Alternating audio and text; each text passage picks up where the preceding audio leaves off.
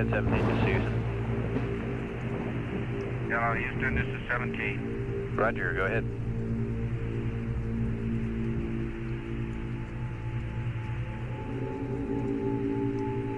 Houston, go ahead.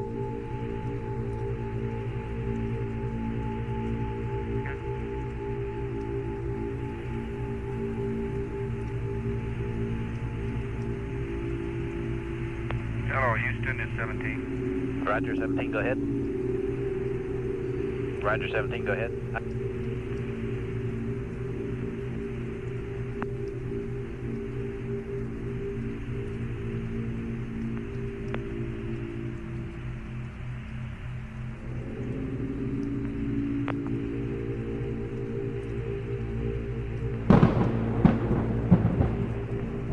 Hello, 17, Houston, you ready? Honeysuckle contact, Houston contact, net 1. Goddard voice, Houston contact, net 1. Goddard voice. Roger, Goddard, I'm reading you loud and clear. Honeysuckle, I'm not getting to him. Hello, Houston, this is America, over. America, Houston, stand by. If you read us, don't change anything in the cockpit yet. 17, Honeysuckle. Roger, Honeysuckle, I read Hello, you. Honeysuckle, 17's reading you loud and clear. Roger, we have a com outage. I'll be right with you. Okay, very fine. How are things down there today? Fine, yo. The report was beautiful. The call this morning. Your country looks beautiful from here.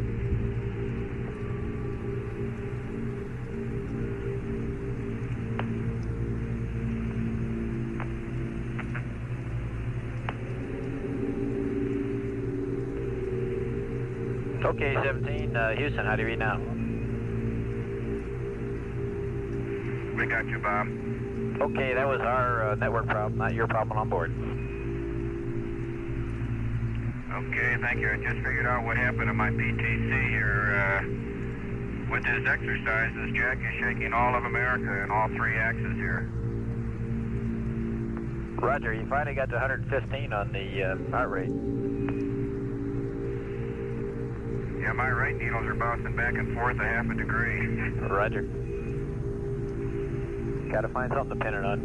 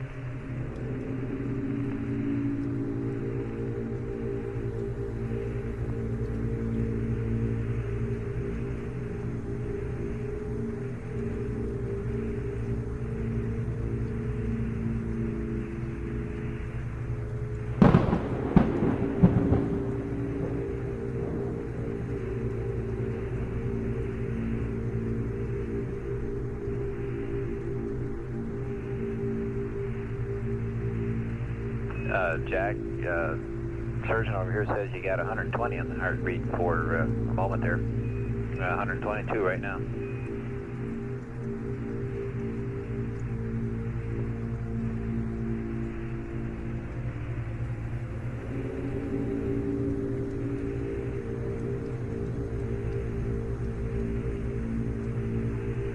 Okay, 130, Jack, 130.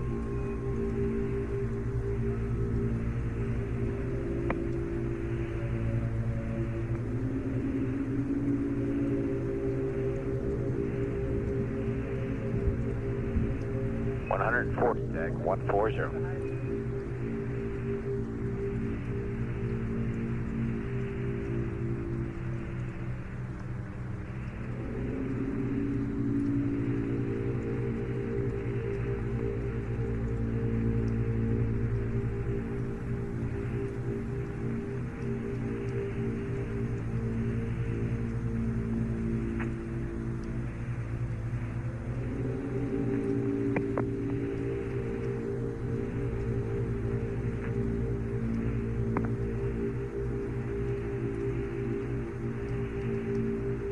The numbers reported to Jack Schmidt by Capcom are his heart rate. You heard him report a heart rate up to about 140 beats per minute, as Jack is apparently continuing to exercise vigorously with the onboard exerciser. This is aimed, among other things, at keeping the cardiovascular system, which tends to get lazy in zero gravity, in condition.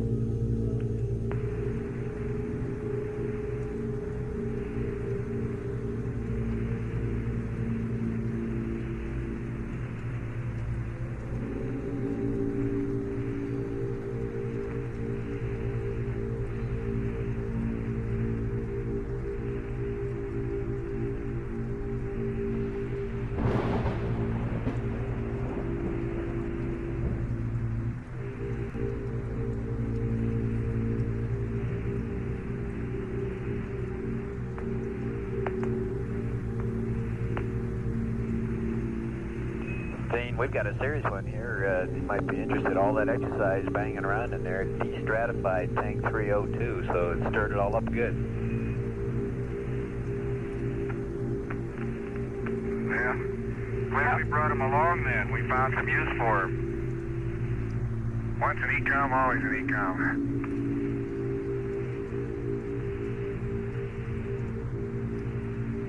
I have to create my own G in order to run in place. Roger.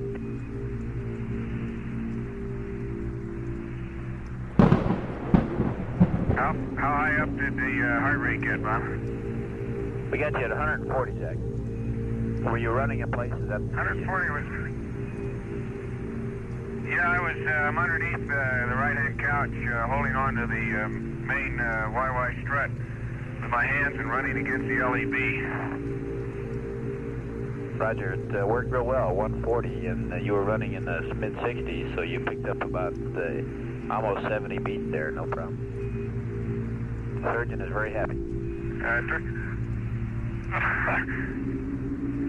Well, I'm happy too. You know, it took a while to find a technique. I got up to 90 with just isometrics. Pushing against the couch and the running is obviously what it takes. All right, but I don't, Bob, I really don't feel, I guess I lost it.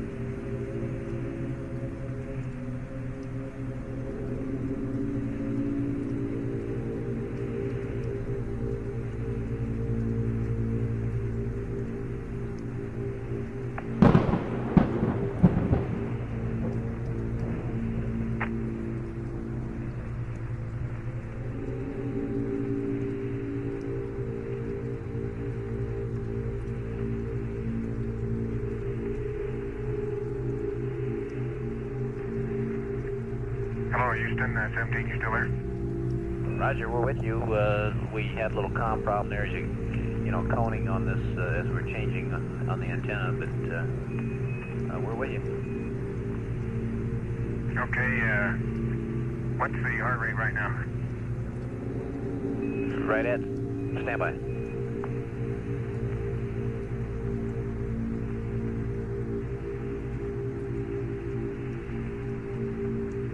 We had a data dropout, Jack. That's why I'm holding on. And it just came on, and we'll tell you in a second here. About 60, Jack. Right about 60 even. Okay, that's where I was when I started, so that's, you certainly recover fast. I don't know whether that's faster than in 1G or not. Well, we're happy with it, or the surgeon's happy with it, so it's good. Well, how does that compare, do you have any data how that compares with the recovery, say the 5-minute recovery time on the ergometer? We can look it up, Jack, if you're interested. We'd have to check your records. They don't have it right in front of us. No, no big deal. I'm just curious. Roger.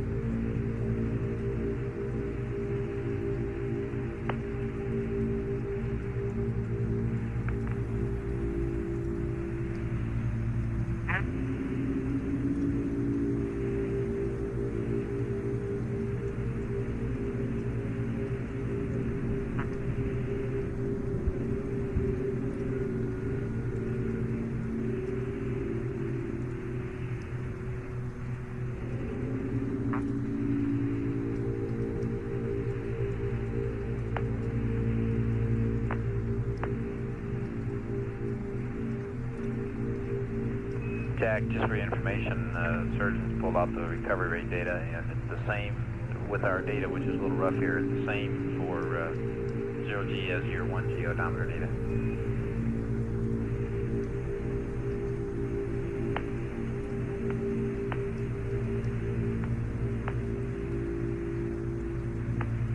Okay, that's very interesting. Roger.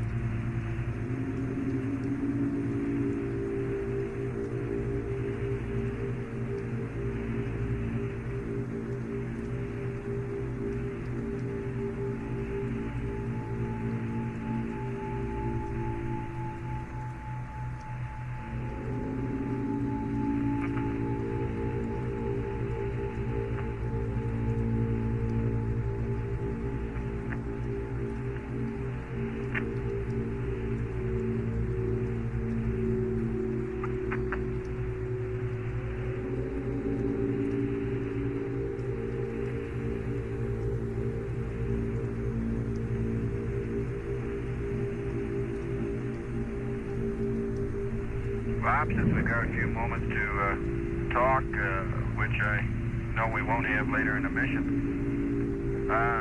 Something I don't ever remember happening, but it's happening now on the windows. That's the 1, 3, and 5, but not 2 and 4. Is that in the center of the window, about 6 or 8 inches in diameter, as you come through the night side of the rotation, you pick up a very light, you might call it even a frost. Very light frost on the window. More like a moisture frost, film of moisture or film of frost. Not very thick like crystals at all. As you come through the sunlight, it tends to sublime away, but you never fully lose it until you go back into darkness again. The very artistic, definite ice crystals that we had on my number 1 window over here yesterday, I think we reported to you this morning that they were gone or they sublimed away. But the impression they left on the window is still there. It's very sharp and it's very evident.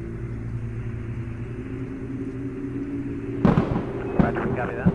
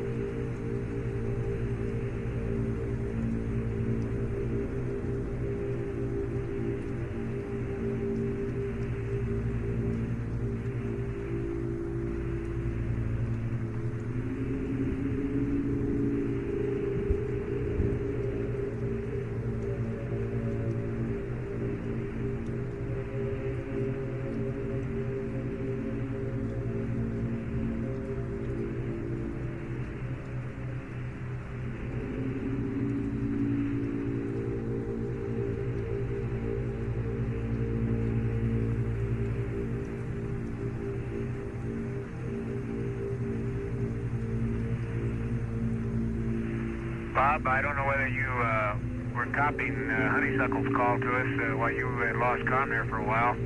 Roger, we copy. But they said that they... Okay.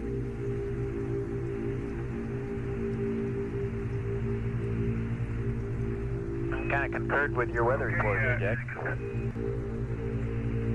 Yeah, lucky guess. I might say that the zero phase point that we're looking at is right at the northeast coast of Australia, and it's much brighter. It's a very bright point now. Well, it's hard to say how far across, but quite unlike what I mentioned being in the vicinity of the Samoan Islands earlier. And it's right at the shore, and it could be just that the shore area has somewhat choppier seas, so maybe the brightness of that point is a function of sea state, although I don't know exactly what type of seas it would take to brighten it up. I suspect choppy seas are better than long swells. Roger, Jack.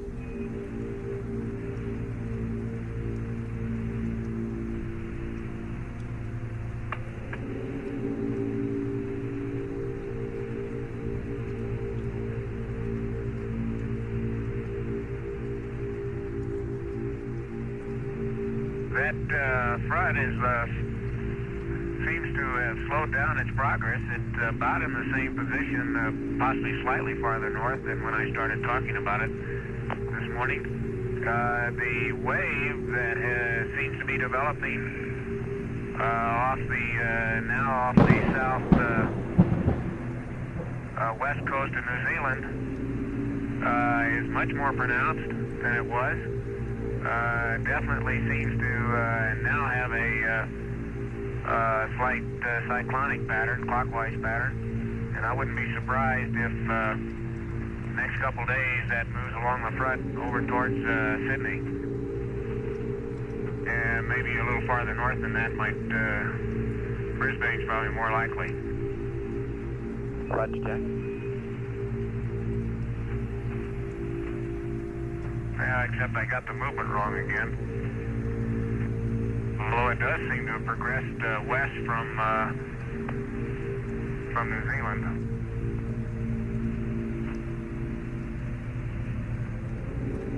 Roger. I take back what I said about forecasting Sydney's weather. I think I would suspect that would move to the northeast. Like, now that I look, it seems like an earlier front, which is partly dissipated, had the same kind of motion, and now lies considerably north and east of the one I've been talking about. Roger.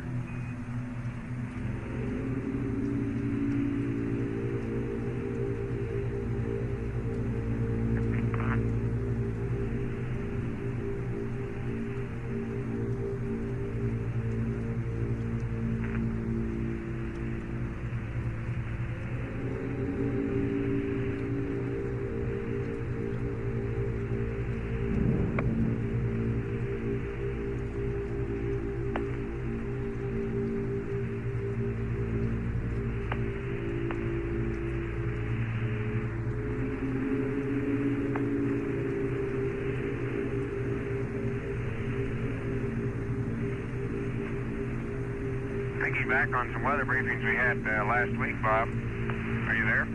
That's affirmative. I'll talk to you later. I think we're losing you for a little bit here. Okay, Jack. We're reading you loud and clear right now. Oh, you're going out a little bit now.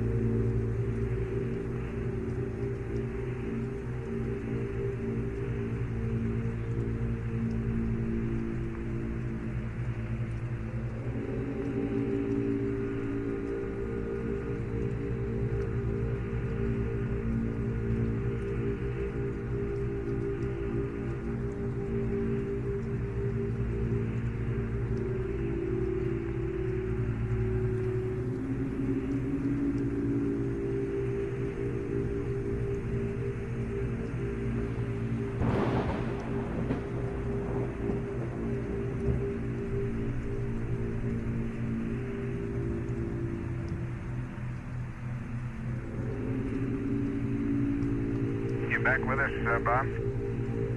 That's affirmative. Okay, I was going to try to recover there from that last few statements. As I recall, the weather briefings that we had at the Cape last week, that talking with Ken Nagler and Jim Nicholson down there, that the patterns we were seeing from the satellite pictures and their forecasts, or analysis anyway, charts in the New Zealand part of the Pacific, those waves formed along the front would move north and then curve east. And that appears to be the pattern that was visible in one of the older fronts. And I suspect if that pattern would hold with the way that's developed off the right on the coast of New Zealand now, that it might move on up the western coast of New Zealand. We'll probably have a chance to watch that the next few days and see what happens to it. Roger, Jack.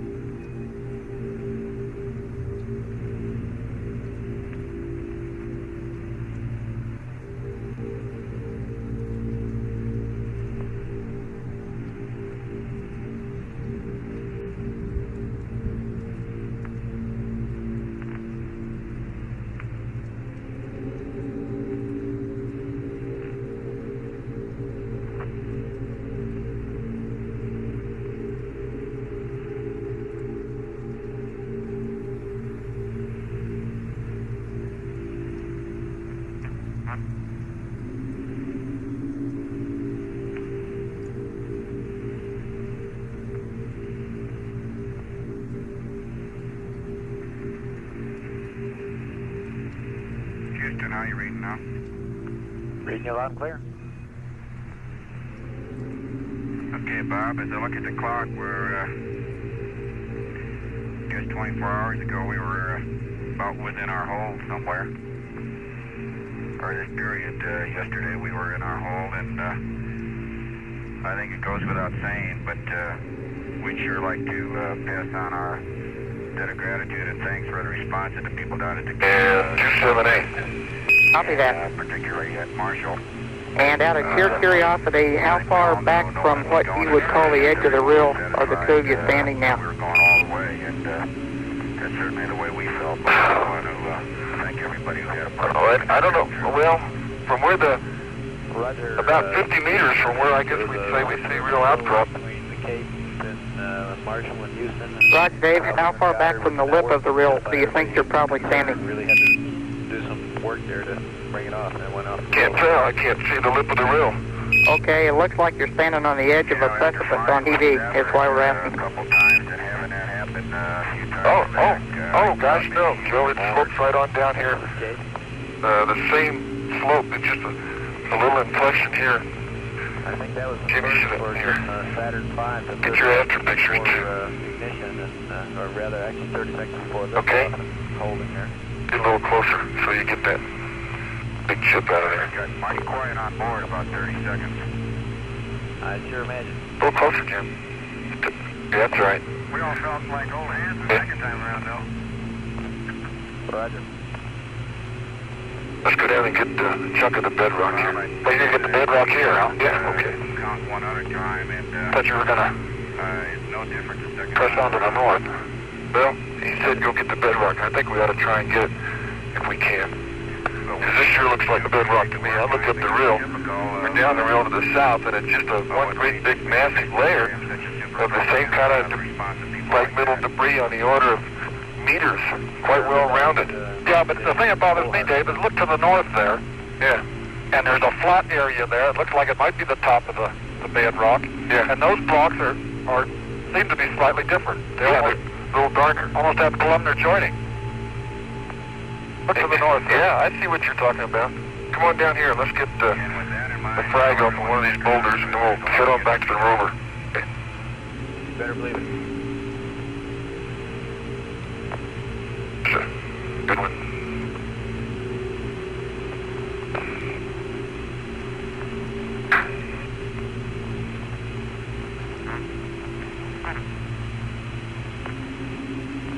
get the cross sun from over here, Jim? On that side? Yeah, okay.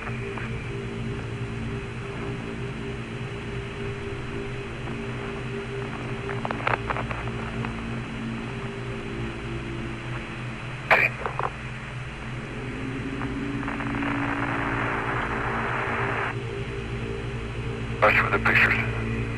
Yeah, stand by. Hey, Joe, these rounded fragments down here on the order of meters in size expose some very large, 2-3 centimeter vesicles, rather than the finer stuff that Jim saw back there before. And I believe when I take a chip out of this, we're going to find it's the same kind of crystalline basalt. And they're all, they're subangular. Looks like they've been weathered. Fairly clean on the surface and all buried. And I can look down to the south and it's just a whole mass of great big boulders along the terrace here. And there's another break off down into the rill. And I guess we're just about at the lip. Amazing. I have the pictures.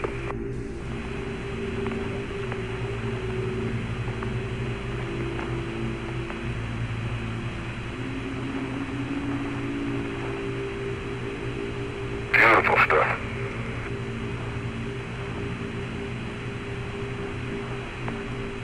Okay, I got them all located. Yeah, bag.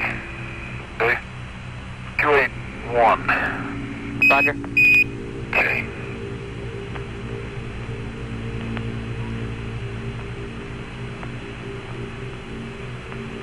Go ahead, I'm located. Right here, Dave.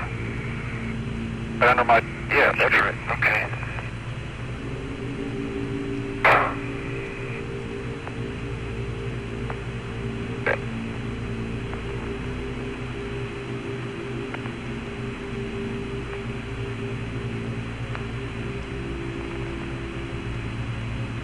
Okay, this is it's like a darker, fine grain, black, vesicular basalt with vesicles on the order of millimeters, non-uniformly distributed.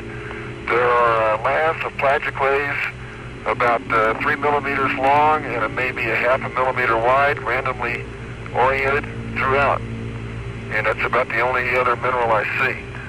And that, you get the number on that? Yeah, I gave it to him. There's one other frag down here that fell that I got. Let me get a couple of rounded ones here too. There's just on the surface. I can't tell what that is, but we'll put it in anyway. It's representative of surface material. This fragmental surface. Okay, why don't you zip that one? Here, let me zip it. You can take the after picture, Jim. Okay? Boy, it hurts not to have 2 cameras. Oh, well.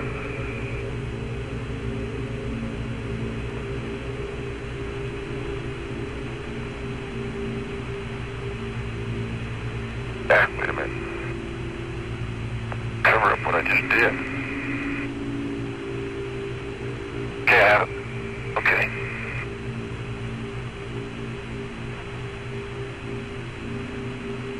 Told him that was 281.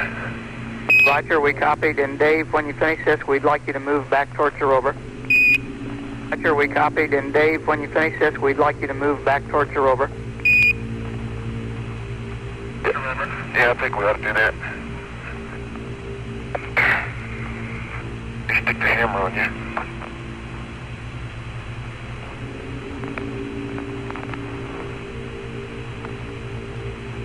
Boy, what a rock. I just wonder if that rock to the north of there is the same. I don't know, but maybe we could stop there for the, maybe it's stereo pan. Yeah. Okay, let's head back to the rover.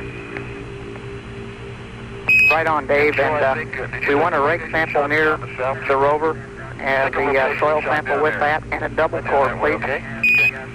Yeah, get an Infinity, F8 at Infinity, and maybe take another one up here, another 15 or 20 meters or so.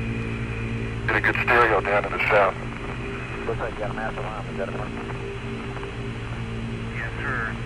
That's how we tell these days. Although it doesn't happen all the time, and I guess as long as whenever we have that waste bin closed, we probably wouldn't be bothered by it, I think.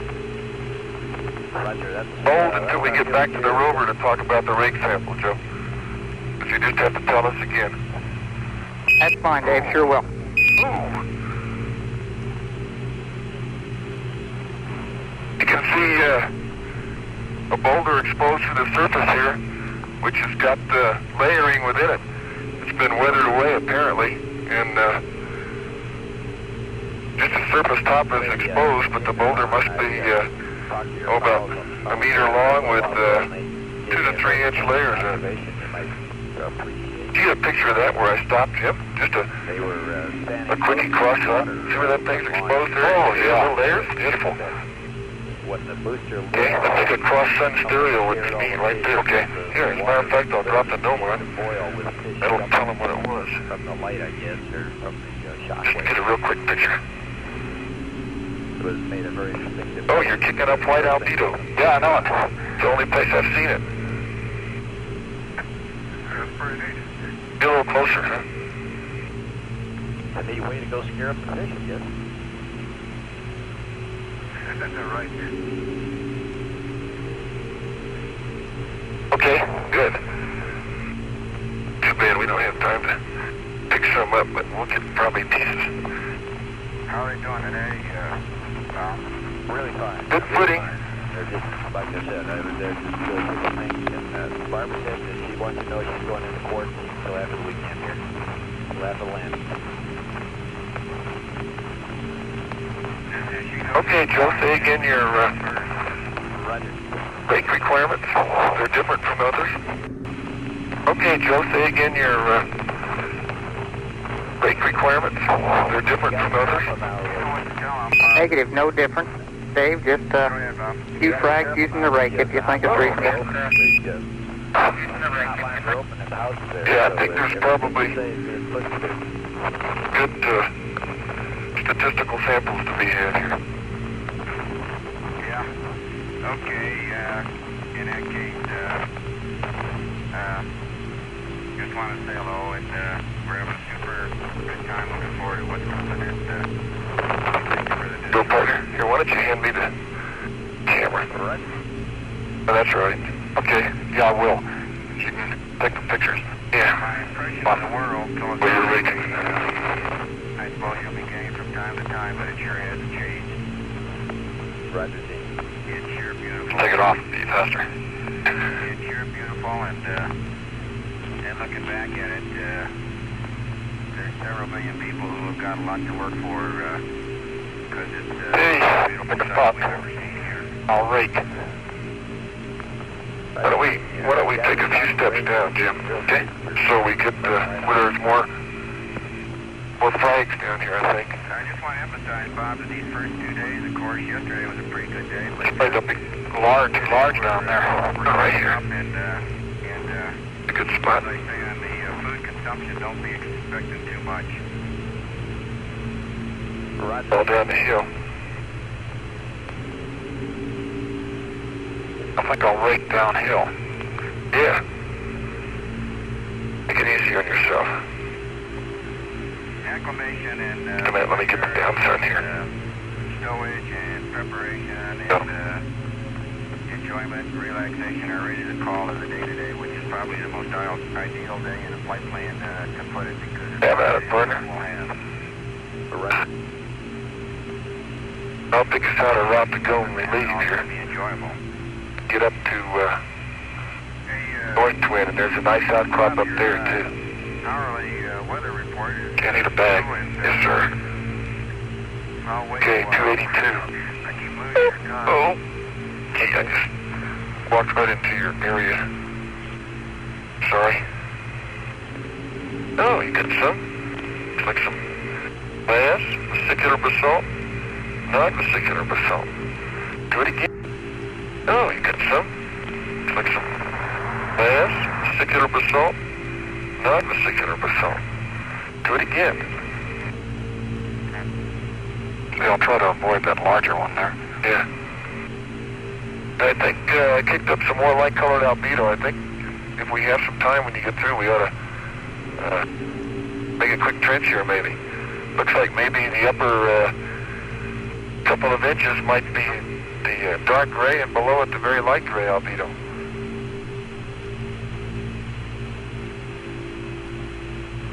Bob, you there?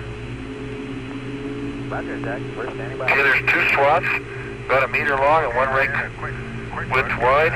Bring you up to date. We're starting to be able to see the coast of Asia. Okay, Davey. And are those flags? Down about, I'd say, yeah. Tropical storm Outstanding. Flags I have in my hand, yes, they are. He's getting about, 8 to 10 in each one, and it seems like there's a fair variety in there. Wouldn't be at all surprised. The folks in Guam may be in for the weather. Hey, do it once, let me move the Gnome on here. They can reconstruct that. Take another swath over here, so. If it's back, so I can take 2 swaths if you want. Yeah, I think we're getting something here. Yeah.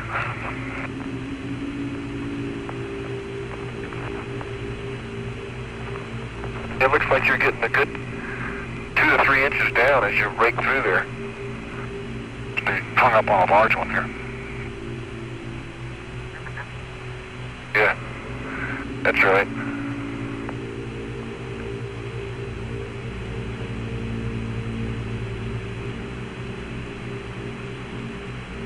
On Bob, I got another pair of pictures.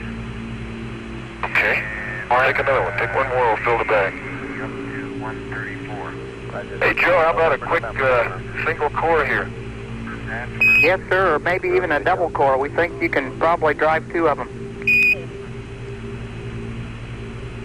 Okay, I think we probably can too. I was just giving you a little bait there. Right, a piece of cake compared to that drill.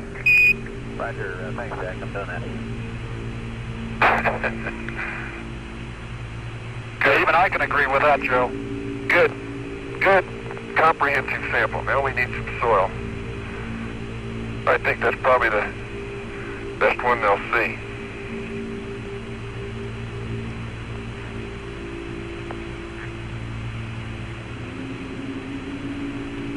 Okay. Soil. For some information for Ron in particular, we've evaluated the data from the mapping camera and the pan camera cycling there, and it looks real good. Everything looks like normal. Okay, that's outstanding. Good deal. Okay, get one more load.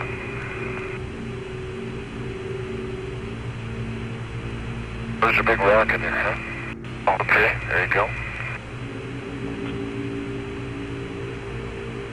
Okay. Okay, maybe one more. Let's get a whole bag full. A comprehensive to end all comprehensive. Yeah, I think this is a #1 kind, Joe. Jump onto that, or you can put it in my pack while I zip this. Okay.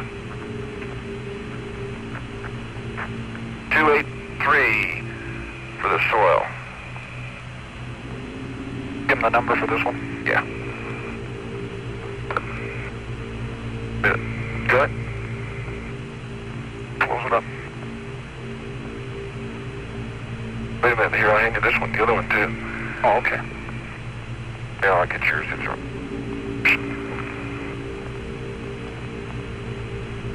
okay, let me get the pictures.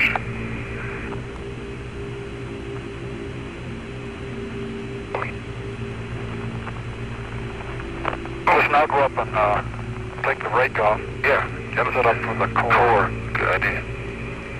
Sounds good, Jim.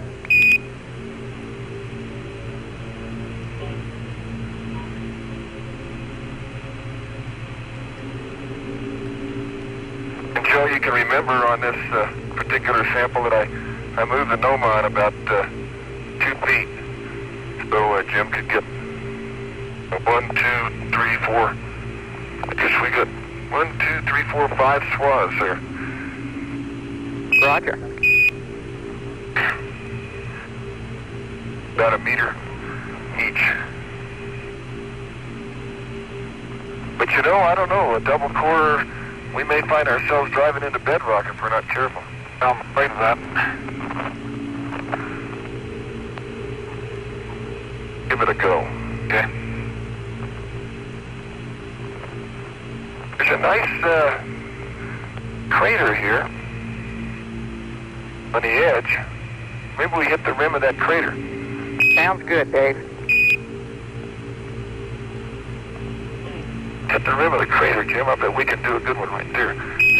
Dave, sorry, bad information I gave to you. I guess we'd prefer it away from the rim. Yes, sir. Okay. And if you hit bottom, you hit bottom. The lower side of the... Okay, that's right here, Jim. That's what I do. Okay, good as anything. Grab the coil while you take the pictures. Grab the coil while you take the pictures.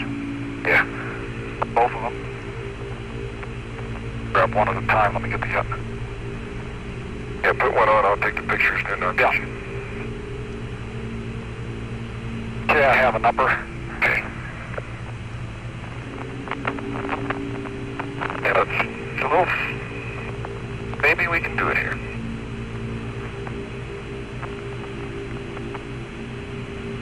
Jim, did you call the number? 09. Thank you. 09 or 60? We'll figure it out. Now that light-colored albedo normally occurs on the lower rim, or the downhill rim. Yeah, go ahead, Jim. Get the other cord. You're right. I have it if you'll pull the thing and... Yeah, that's good.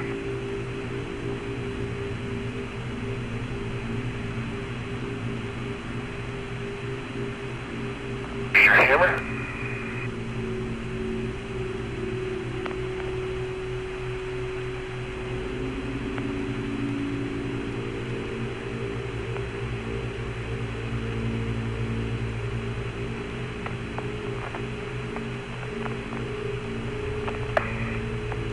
Get ready to take your picture. It's in position. Okay. I have the picture. Pushing. Good. I'll push a little more. Yeah. Got a half a tube. Ooh, good. Nice. You got 3/4? Yeah, it feels like it's hung up on a rock. Okay, I got the picture. Go ahead and hammer. Rock. Oh, it's going in. You're getting it. There's a full core. And then you're getting a couple inches of stroke. Very nice. Okay, there's 1.5. Good. Doing good.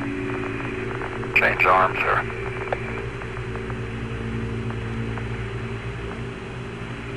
Notice when you hit it, the whole ground around it raises up. We're about an inch away from the core. You've got about 3 more smacks and you ought to have it all the way in.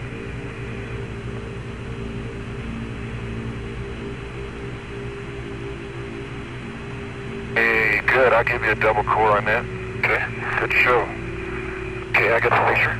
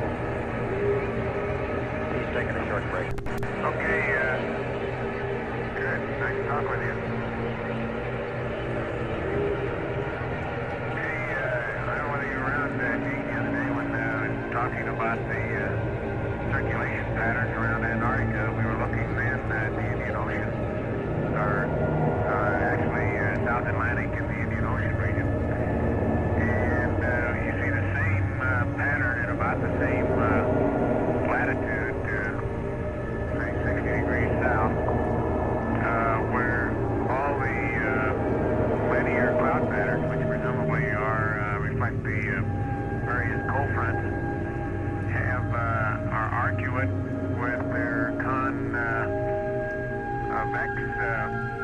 sides, or more actually almost pointed sides, all lined up in a west to east direction around that latitude. It's quite a spectacular bearing circulation pattern. And the little wave that I mentioned on New Zealand seems to be beginning to form another arrow or another convex point on that front that's fitting right into the same circulation pattern. Okay, copy. That would make 4 of those major convex fronts that I can see from this view crossing south of Australia up into the South Pacific. Okay.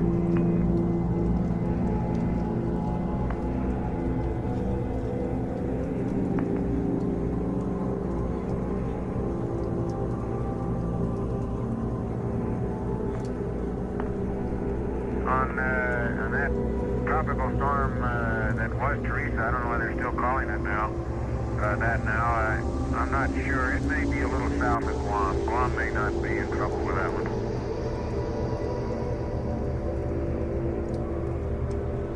Yeah, it looks like it's just a bit to the west of Manila there. About 5 or 6 degrees. More than that about.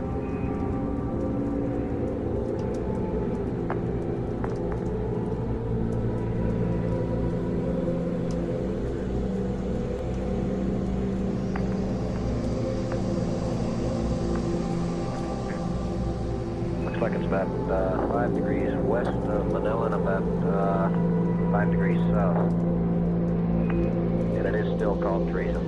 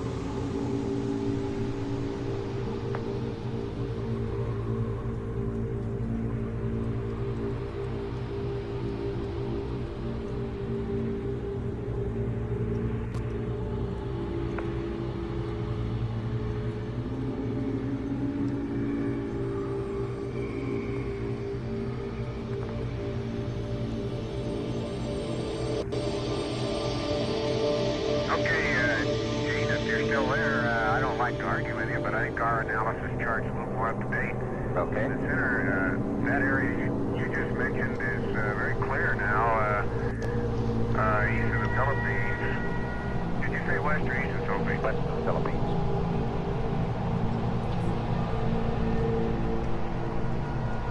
Okay, that area you mentioned 5 degrees east is very clear, and the center of the what appears to be the storm that I'm thinking of would be about 142 longitude and maybe 8 degrees north latitude.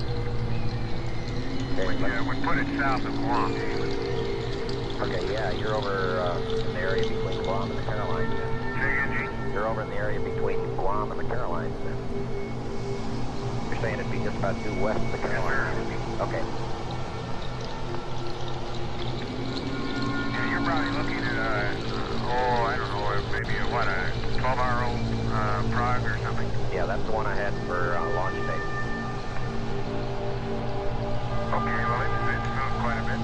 guess it's the same storm. Still seems to be very well organized, but quite concentrated and small.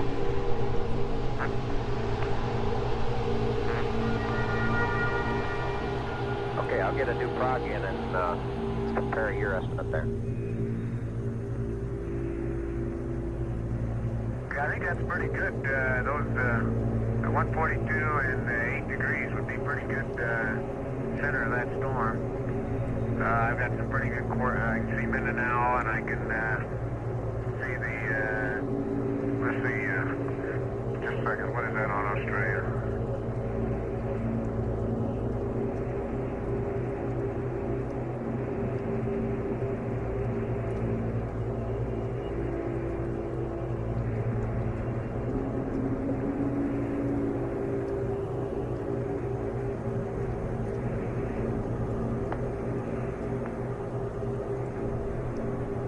Of course, that's Port Moresby. I can see that point there, and between those two, I can pin that down probably within a couple degrees. Okay. We'll get a satellite photo and bring it in here in just a bit.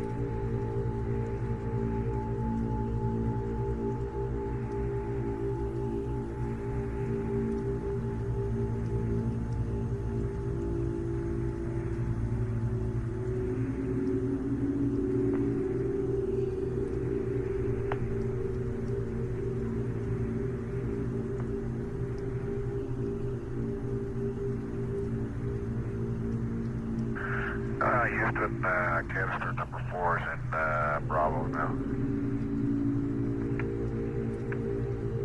Roger, we copy that.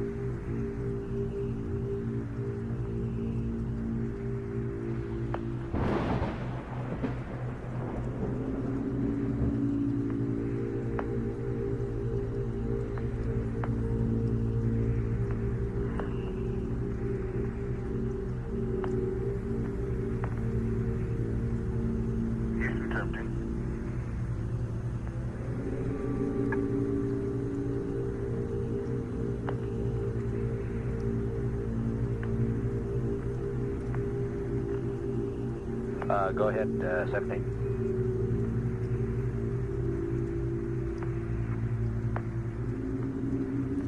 Okay, Bob. That storm just off the southwest coast of New Zealand is still intensifying and has both high and low level clouds, as you can see by shadow lines. It looks like it may grow into a pretty fair storm system. Borneo is very clear today, and as is the Philippines that I mentioned, there's looks like a very strong frontal system that stretches from, let's say the south coast of, or southeast coast of Vietnam, between and across Taiwan, between the Philippines and Taiwan, and across Taiwan, and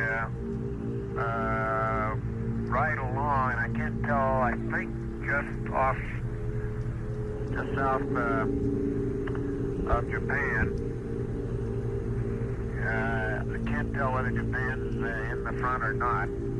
I'll look at it some more. The strongest storm center that I can see on that is way north, and probably Hokkaido has a fair amount of weather from that storm system.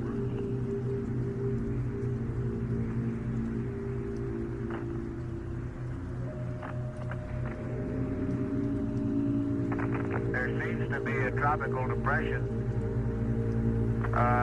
just north of Borneo. A very strong circulation system north of Borneo, and I guess just south of Vietnam. Roger. Probably southeast. I hadn't noticed it before, but it's extremely concentrated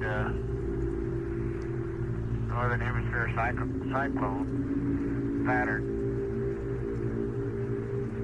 I don't know whether that's on your prog or not. That's not what's left of Sally, is it? Stand by. Let me look at the prog over here, Jack. Okay, it doesn't show it on the old one. The new one's coming in here shortly, Jack. Okay, if that is a developing depression, it's approaching Luzon, not very far away, 2 or 3 degrees of longitude now, although Luzon is clear. Roger.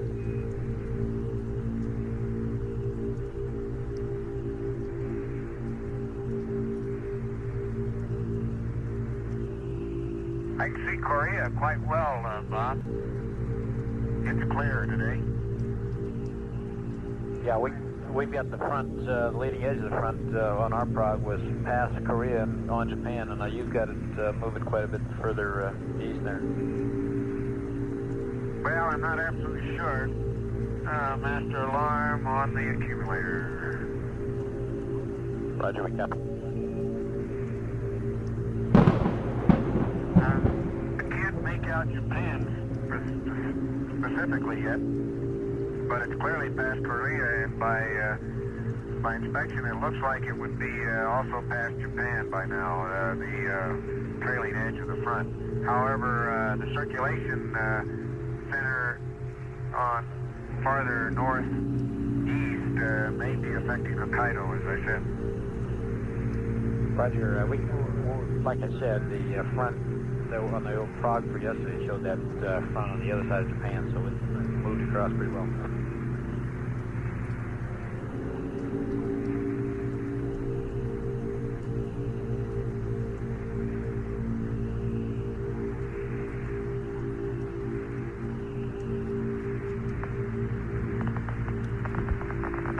I recall they had a tropical storm called Sally that went into a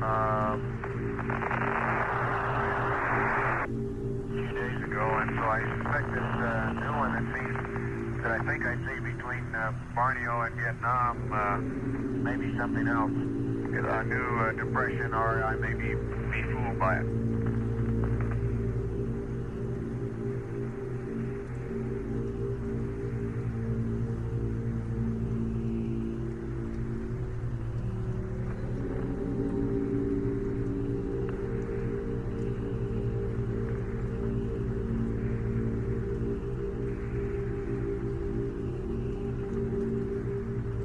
Mainland China, Bob, was the last pass here. I can't see the Earth now, but mainland China looked like it was clear as far as I could see. There might be another front quite a ways inland, but that gets right at the limb, and I can't tell. But Korea, Yellow Sea, and the regions of China south of there, Shanghai and Nanking, and those places are. Look as if they're quite clear today. I'll check that again next time around. Roger.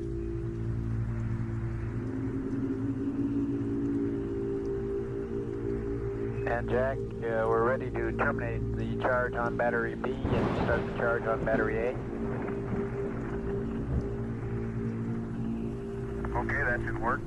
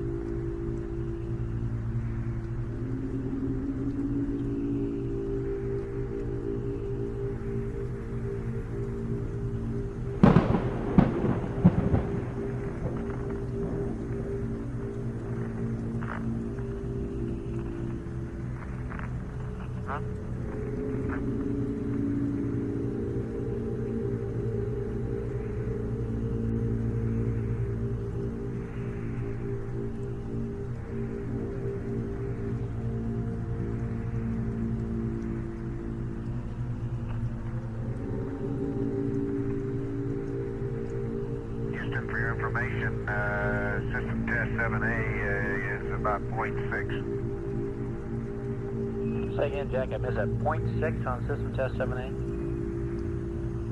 That's from battery compartment pressure. Thank you, Jack.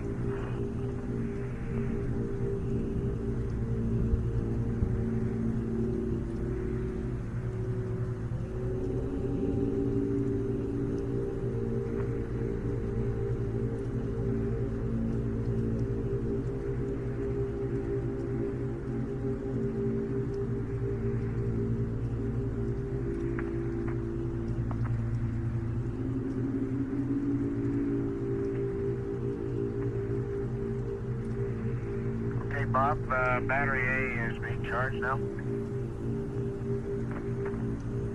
Roger, Jack.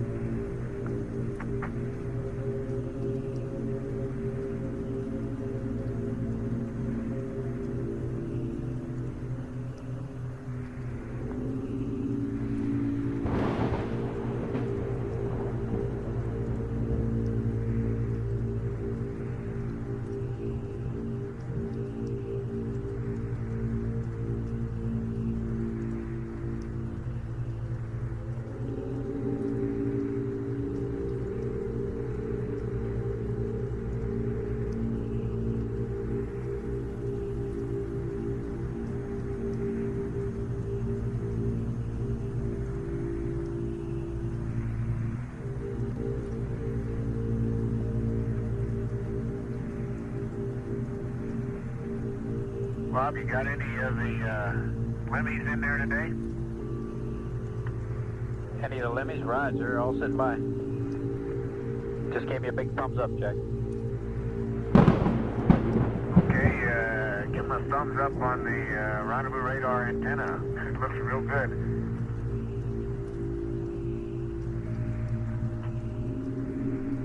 Roger. I'm nose to nose with it practically here at about 2 feet, and it's extremely clean, and see absolutely no sign of anything abnormal with it.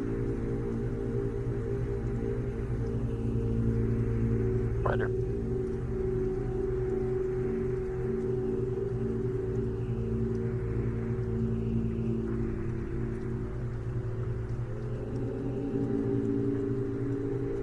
Matter of fact, compared to some of the flaking problems and things like that we've heard about in the past, I never saw a cleaner piece of hardware than that limb looks right now. Roger.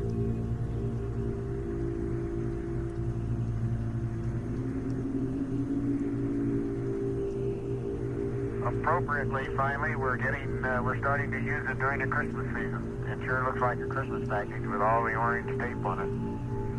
Roger.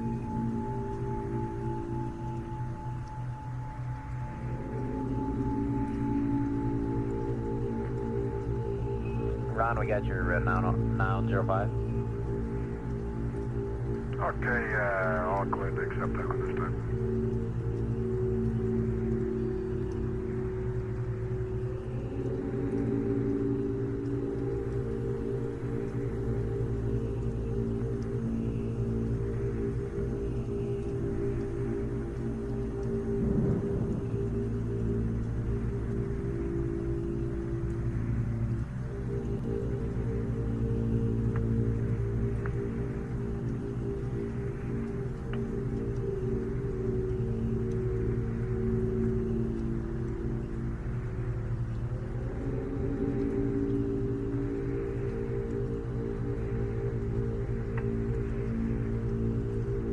We got the 93s, Ron, and you can torque.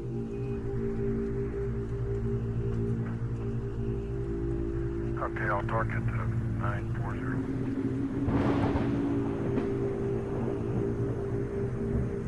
Okay, we got it.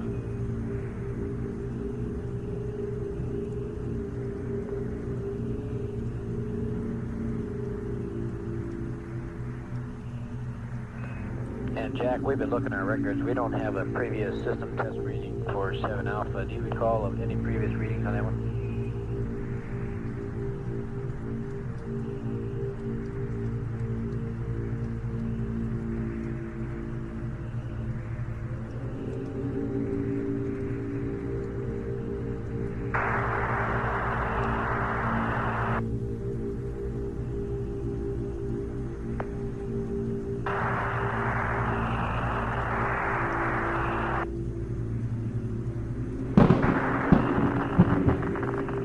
Like another accumulator cycle.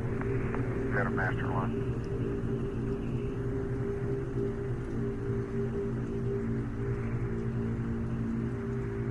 We dropped data just in, Jack, so we can't concur or confirm it. Yeah, it's exactly the right time. Right?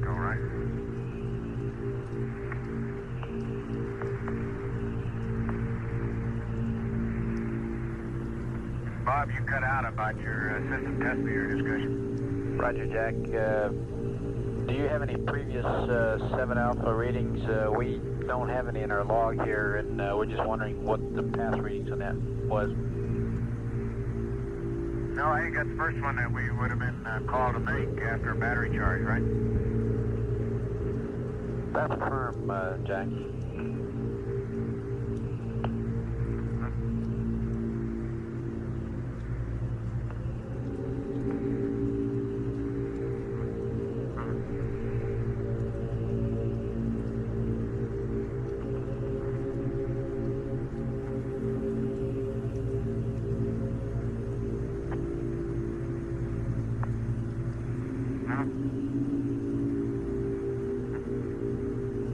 Go ahead, Jack. I you're coming very weak.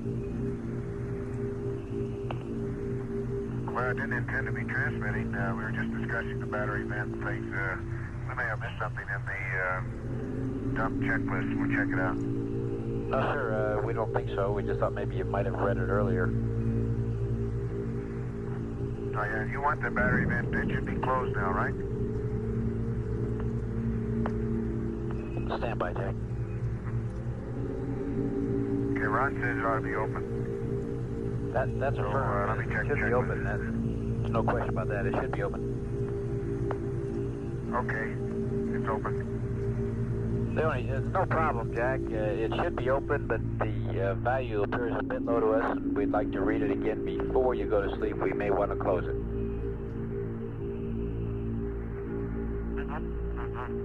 And a nominal reading would be 1.7 on that. Okay, we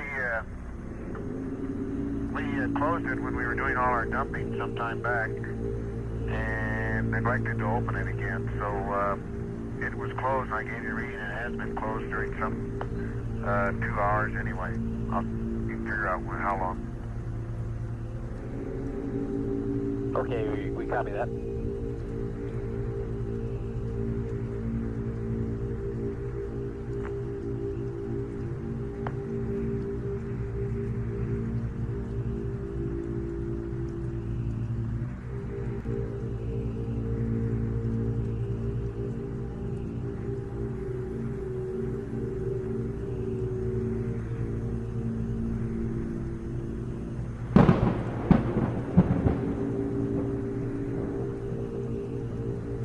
Jack, would you mind opening the vent and watching the system meter concurrently with it?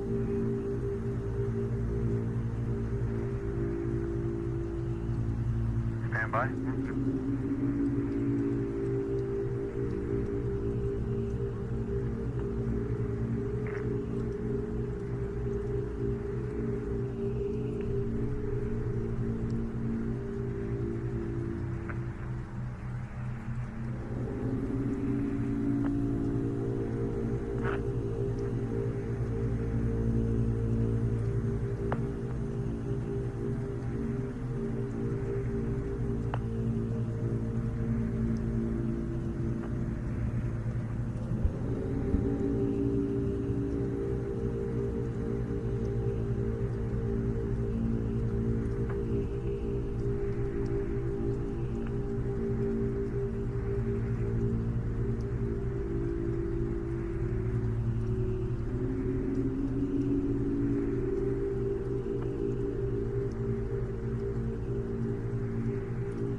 Well, it's closed now, and it's still reading 0.6. We want us to open it again? Raj, open the vent and... I mean, it's open now. I'm sorry, Bob. It is now open and reading 0.6. It read 0.6 when it was closed. Okay, just leave it open now. Okay. And we will want to still check it prior to your sleep period. Okay.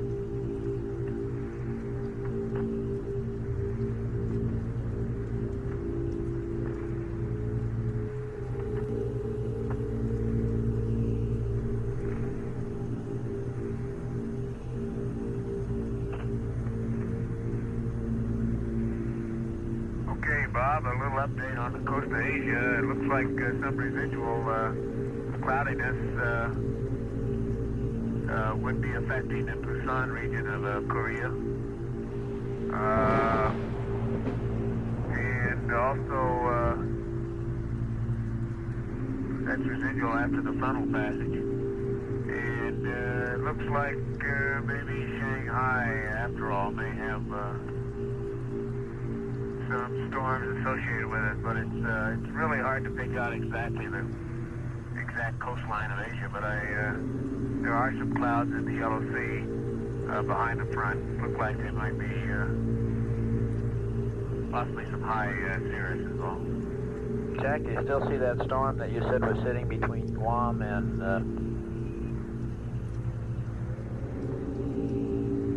Borneo in that area?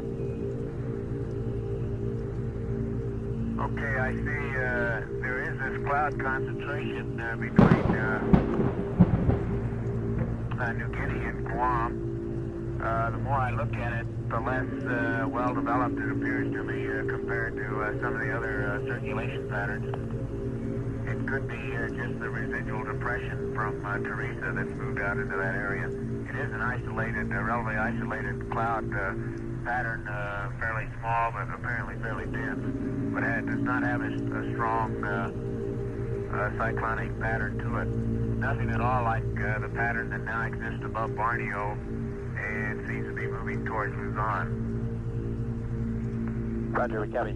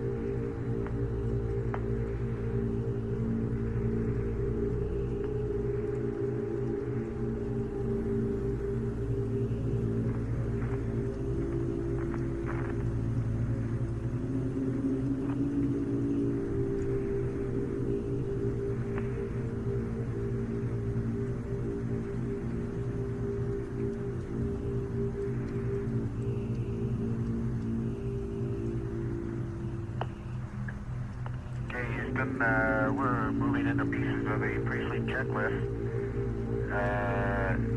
Here's some onboard readouts for you. Battery C is 37.0. Pyrobat A 37.2. Pyrobat B 37.2. RCFA 95. Bravo 94. Charlie 94. Delta is 96.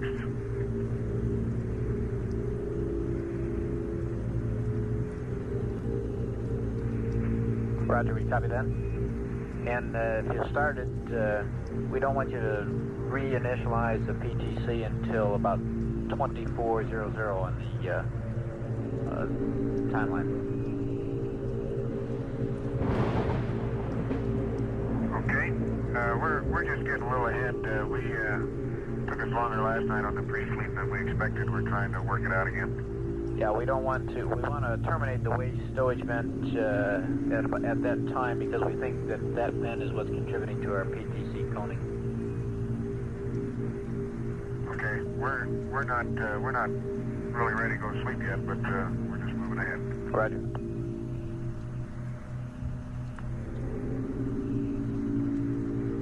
And if it's okay, I'll cycle the H2 fans. Roger, we're standing by.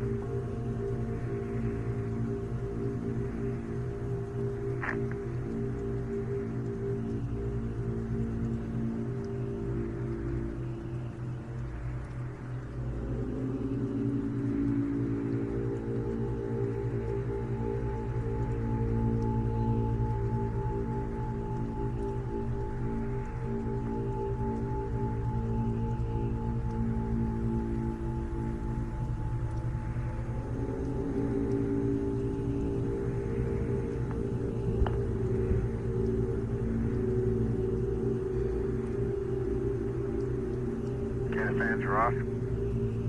Roger.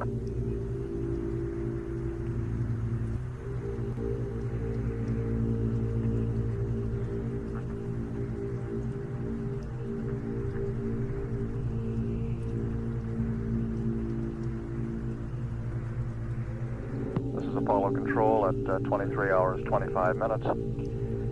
The crew has completed realigning the inertial measurement platform. A platform used as a stable reference. The spacecraft guidance control system uses it as a reference in determining its own attitude.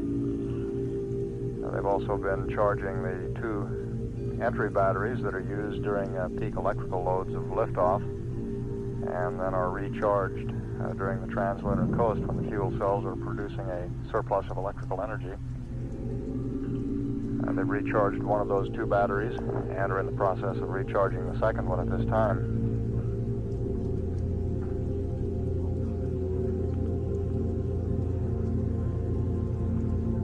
And you heard the crew describe going into their pre-sleep checklist, getting things aboard the spacecraft configured for the sleep period, which is scheduled to begin at 25 hours ground elapsed time, or a little more than 1.5 hours from now. Apollo 17 at this time is 96,244 nautical miles from Earth, traveling at 5,264 feet per second.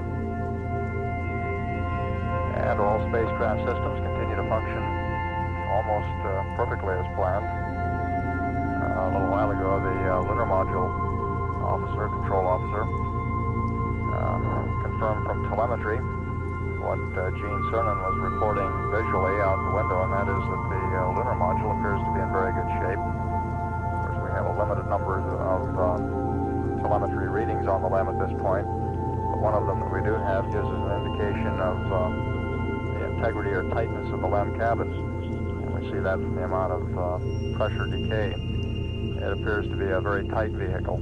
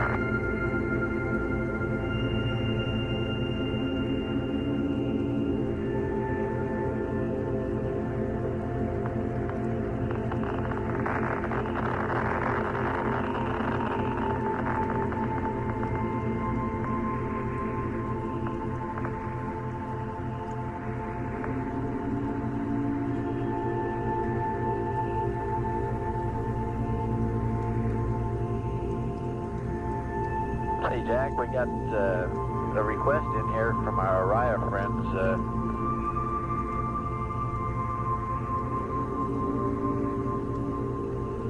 Go ahead. They were just wondering if you're looking out that way, if you could give them some sort of an update of what the weather in the Wake Island, Kwajalein, the south of the Wake area looks like. Okay, let me work on that one. Okay.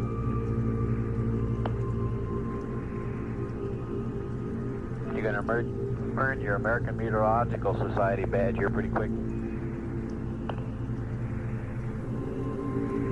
Okay.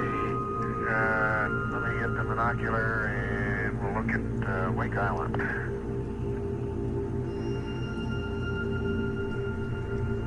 I miss having all those nice latitude and longitude lines on the globe.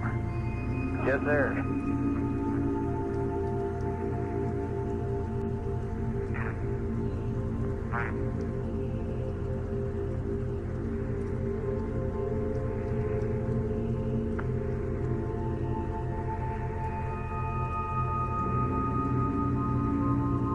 The Araya friends that Capcom Robert Overminer was referring to are the crews of the Apollo Range instrumented aircraft used in supplementing the manned spaceflight network coverage.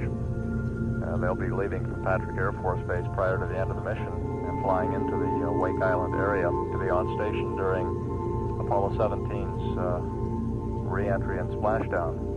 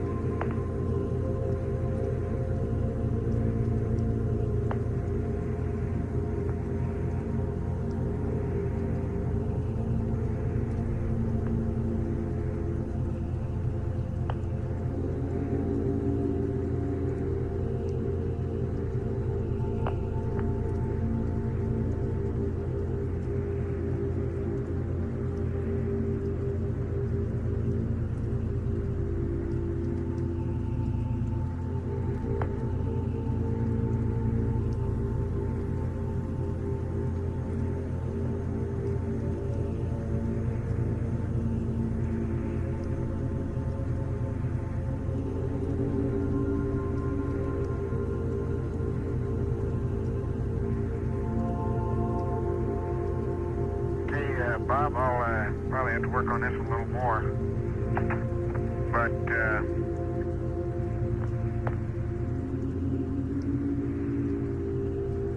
it looks like around Wake, in the vicinity of the Kwajaleins and north to Wake, about all you have is a lot of cloudiness, although in a generally or a wide part of that Pacific, and I'm talking about 15 or 20 degrees of longitude and latitude, there's a roughly clockwise circulation pattern, but the clouds do not look very dense or concentrated in any one area. And it leading off to the south east from that general cloud mass, their cyclonic or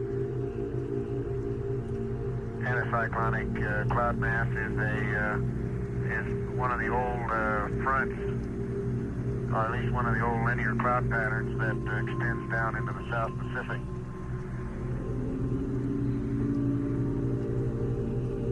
Roger, Jack. I'm sure the riot troops are listening down at Patrick and cloud all that. Well, my guess is, Bob, and it's purely a guess, is that they're probably, if they were out there right now, would be experiencing intermediate layer clouds with scattered showers and not too strongly developed circulation system, so I can't predict the winds, but I wouldn't expect them to be anything what might be down associated with the remnants of the tropical depression Teresa.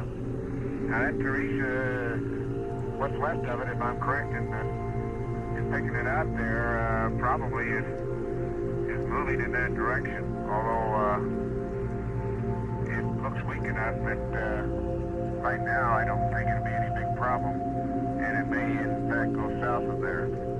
Roger, the frog I got in my hand for 3-hour-old weather has Teresa located just about in the Manila area. Did you concur with that, or do you think it passed the Philippines?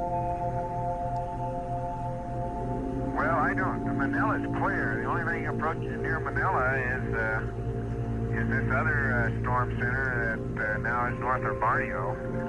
And to the east of Manila, it's clear all the way over to this little cloud mass that I was guessing might be Teresa.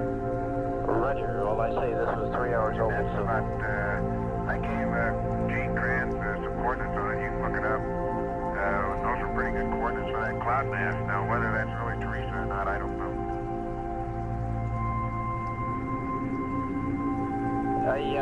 We got one thing for the last couple hours here, we've been getting high bit rate data through our new facility, at Tidbin Villa. Tidbin Villa is through a 210 dish, and they're covering the first. Between Wake and the Kwajalein, Marshall Island, in that area, it doesn't look like a very concentrated weather pattern, although it looks like you'll have ceilings in that region, and they're overcast ceilings rather than broken, except around the fringes of it. Roger. We'll keep an eye on it, of course.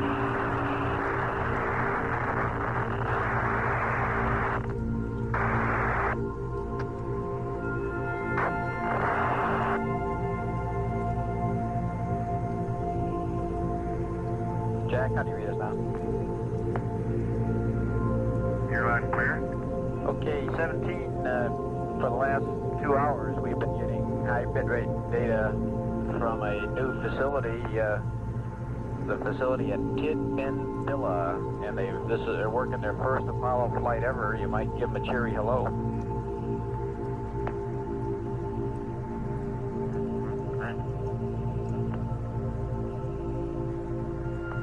Tidbin Villa, is that correct? That's affirmative. Very close to the honeysuckle site. that? Very close to honeysuckle.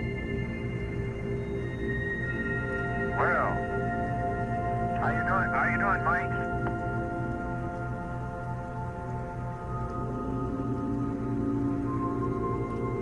We certainly appreciate you guys being on a loop for this one.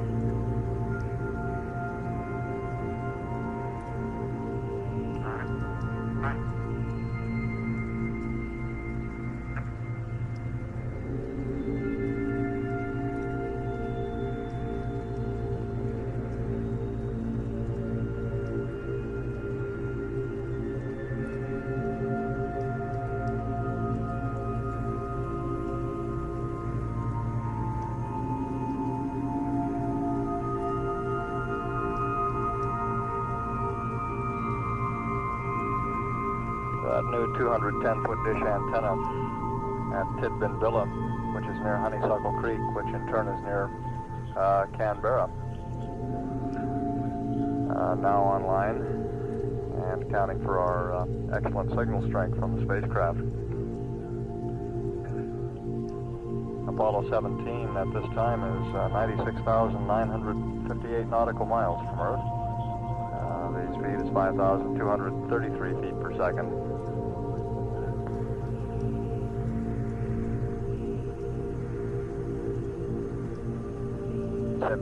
Houston, we'd like accept and we'll update your gyro drift, the pitch roll and yaw drift. Okay, you got accept and go. Roger.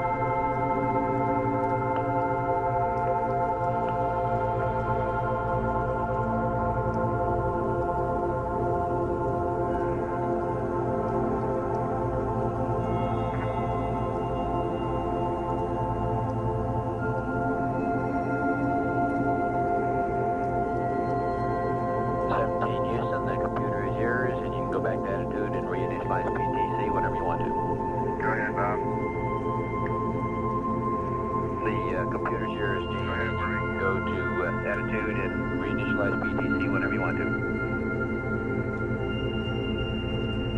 Okay, did you mean to leave the computer with verb 21 now to 1 up? Roger, that's your computer with that as you get it.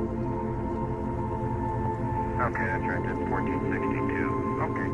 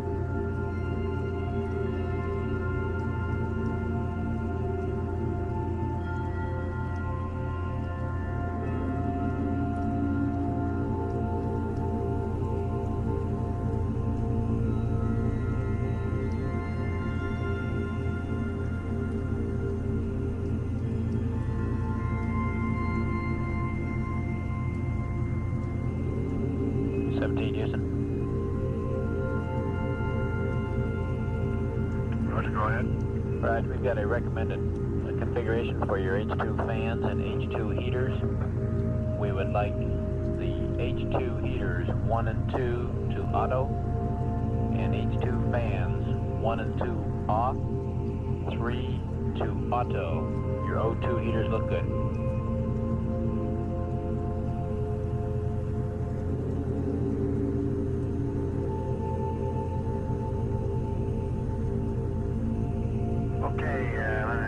I've got these right. H2 heaters, 1, 2 auto.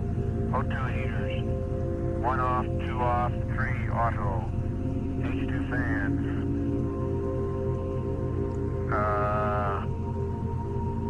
H2 fans, you want off, off, and auto, is that correct? That's what we wanted on the H2 fans. And the O2 is fine. Okay, they're off. Okay, H2 fans, off, and auto. That's affirmative, Jack.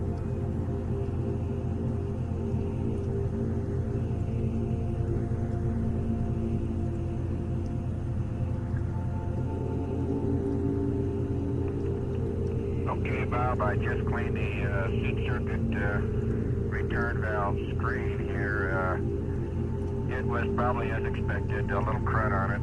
A few things have collected, but really not too bad. Roger, Gene.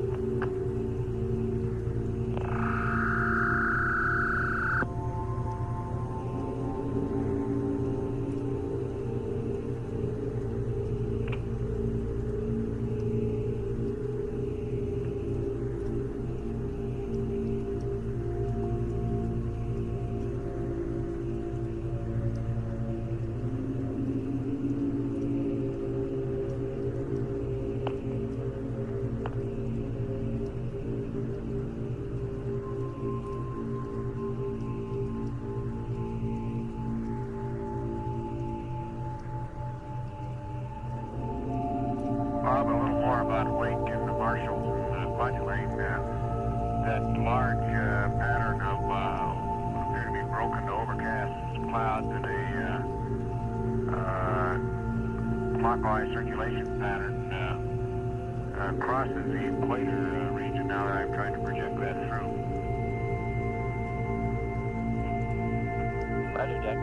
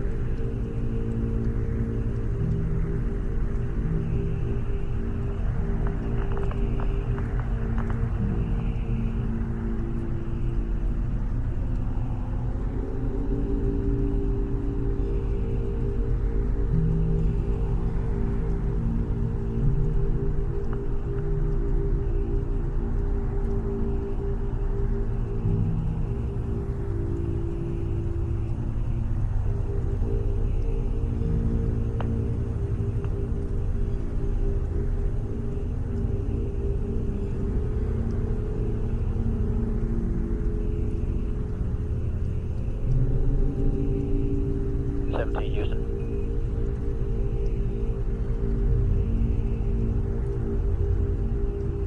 17, go ahead.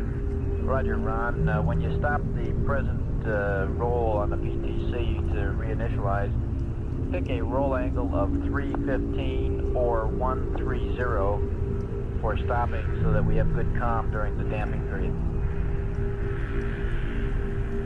Okay, 315 or 120, okay.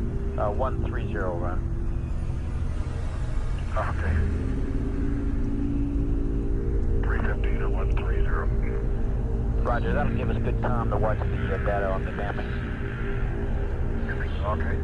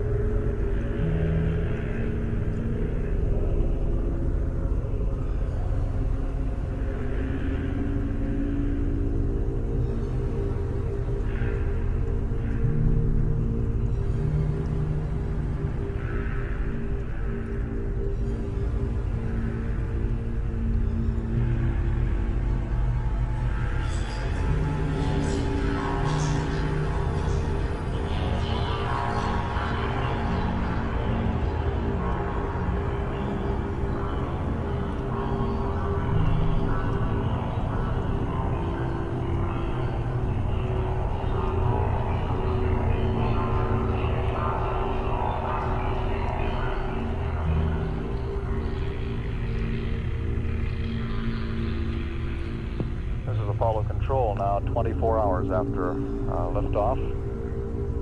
And Apollo 17, 97,917 nautical miles from Earth.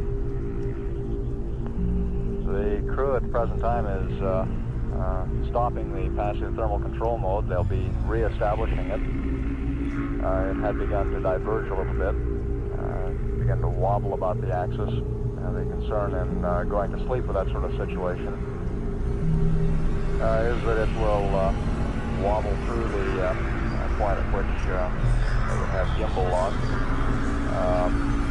Of course, we would wake them up before then, but in order to avoid having to disturb the crew's sleep, they like to get the passive thermal control very stable, so they will hold up during the entire sleep period. Reach loud clear 17. We're at 300. You want us to go to 315 yet, or is 300 going to be okay? That's good enough for 17. And we'd like you to close your waistband at this time, please.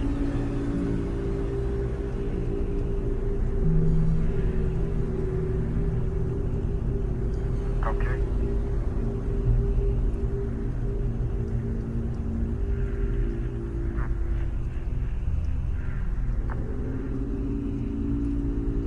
Close now.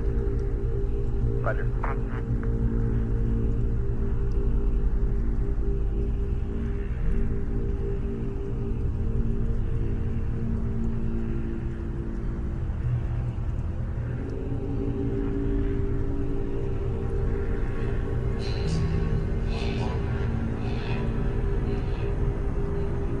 And 17 Houston, we've got the same recommendation. We recommend Alpha and Bravo for damping.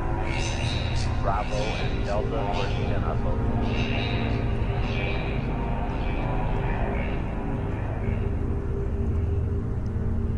So is Alpha and Bravo for damping and Bravo and Delta for spin up? That's affirmative.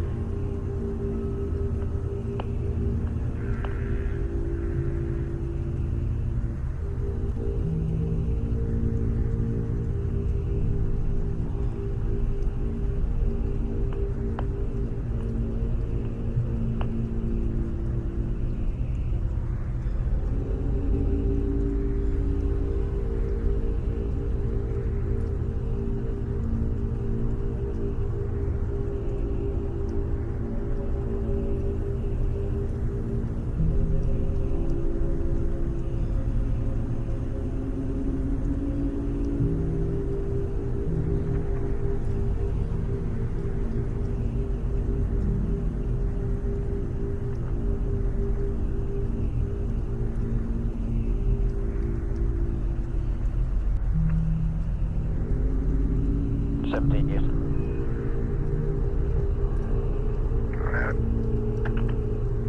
If one of you want to break out the flight plan supplement, we have a change to the E-loads on page 143 due to the change of gyro compensation parameters. If you want to copy them down when you get the supplement out. Okay, we'll give you a call. Roger, we'll be standing by.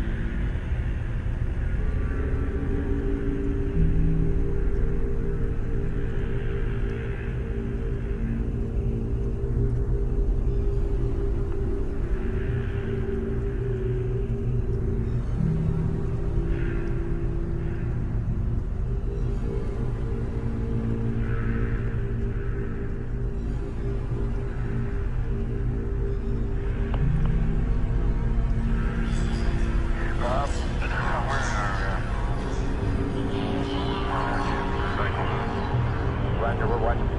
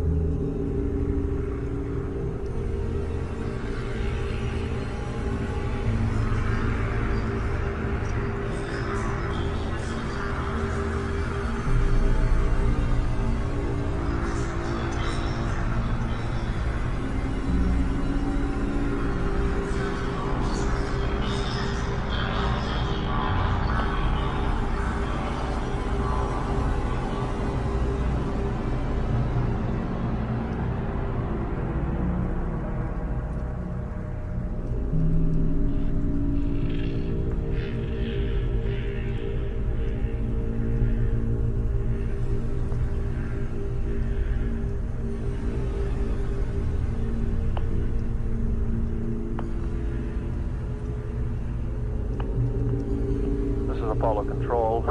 We're in the midst of turning over the shift now to Mission Control to the team of Flight Director Pete Frank. Gene Kranz and his team will be going off shift in about 25 minutes.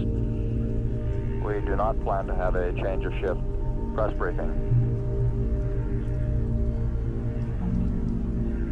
The crew aboard Apollo 17 scheduled to begin an 8-hour sleep period in a little less than 1 hour at a ground elapsed time of 25 hours. And we have no major activities in the flight plan before that time. At 24 hours, 9 minutes, this is Apollo Control, Houston.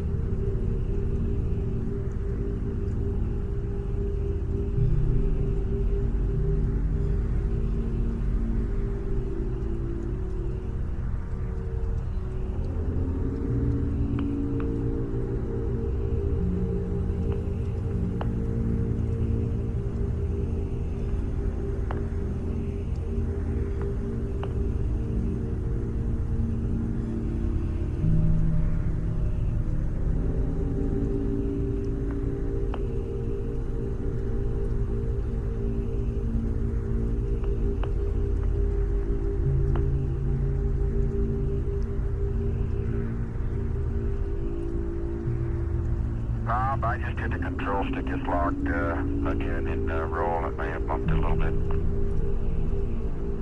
Roger, Jim, we got it.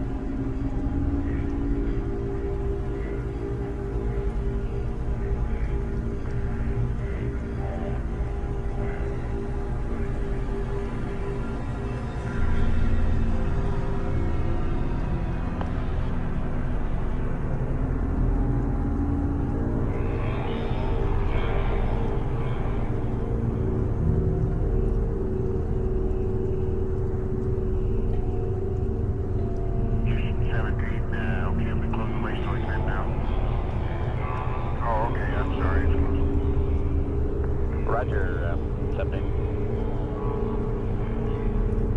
Forget it, we got it. I was slipped out.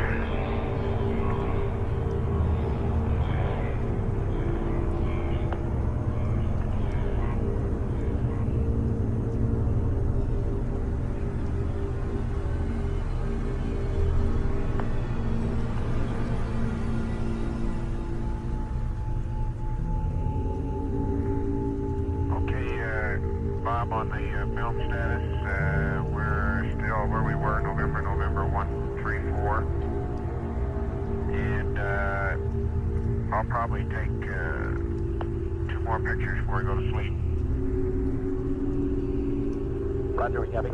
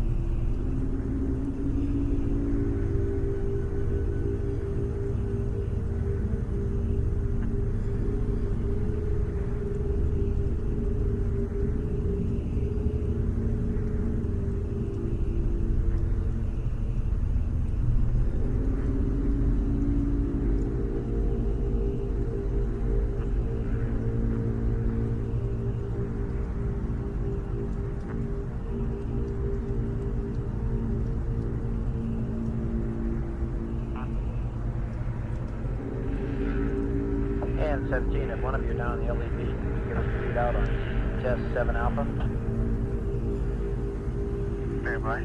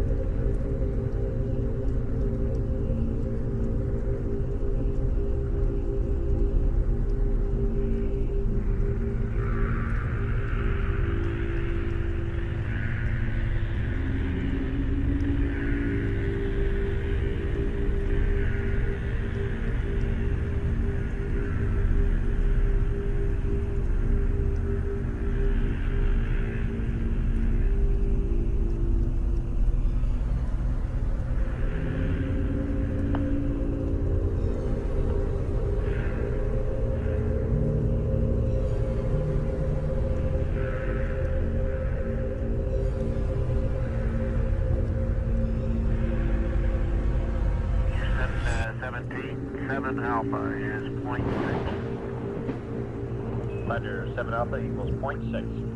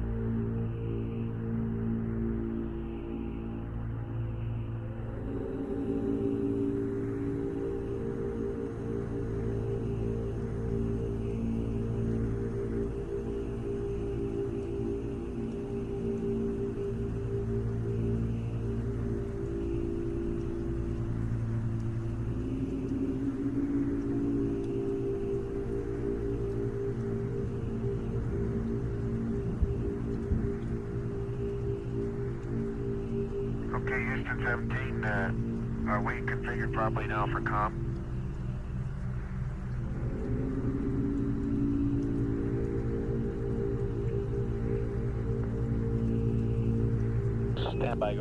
Standby, check. Okay, I've got I'm on Omni Bravo right now.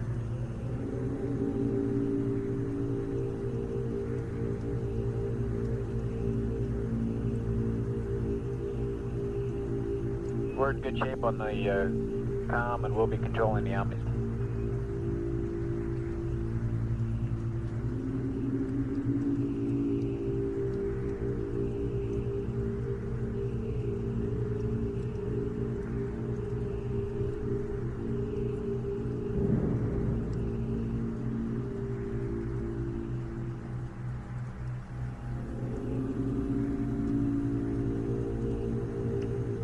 Roger, Will.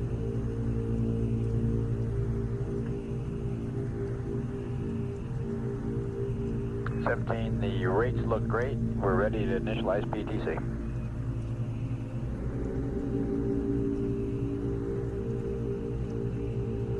Okay, Bob.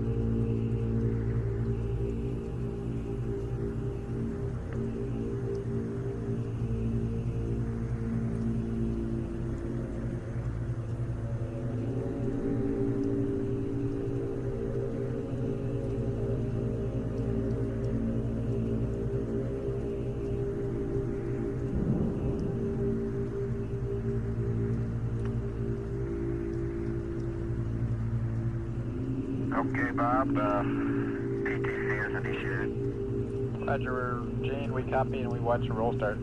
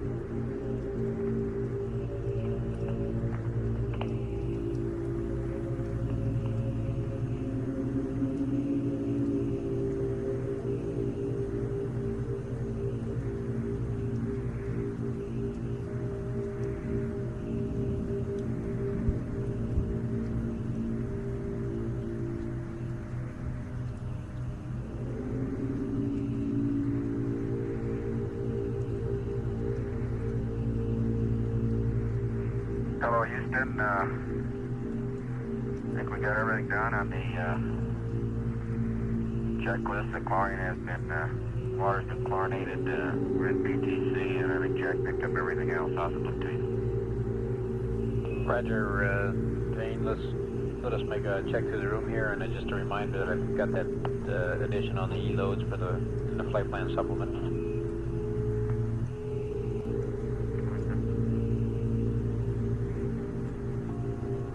Yeah, stand by. Jack's going to keep the headset on and the biomed, and he'll close you out with that. And if there's nothing else, I'm going to go off the air. Roger, Jane. Okay, say goodnight to my friends back there. We certainly will. Hey, just so that we know, it is about midnight, right? It's about 7 minutes after midnight, Jane. Okay, just didn't want to make sure it wasn't noon. Roger. Good night there, Robert. Good night, Jane. Say good night, Dick.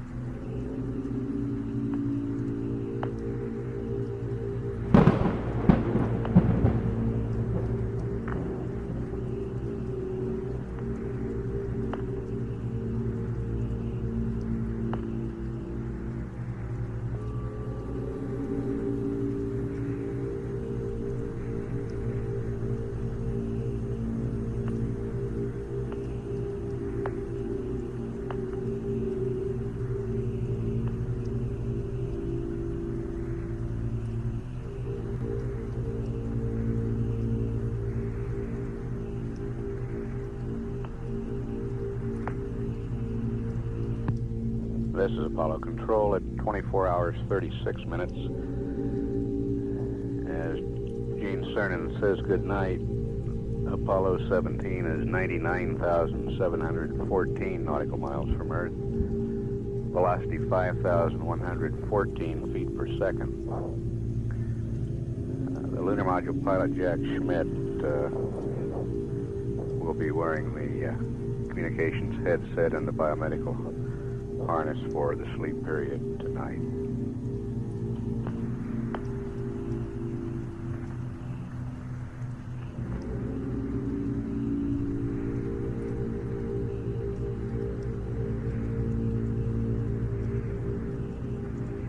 Bob, Jack, your last report for the day as the Earth goes past window 5. The first thing I noticed was that our zero phase point is not nearly as bright on the west coast of Australia as it is on the was on the east. And I was looking right at the coastline now and see no bright spot in the center. Also, that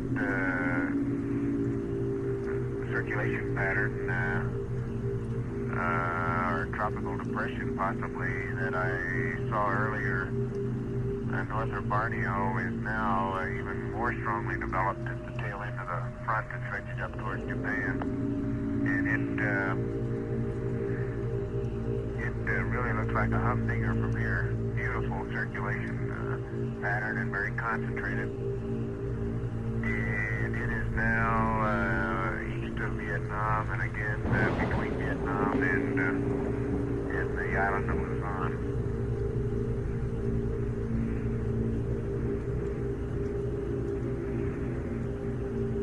Roger, Kelly. And I'd be very curious to know tomorrow morning if you people are carrying that one on their prog, or on their analysis charts. Oh, roger.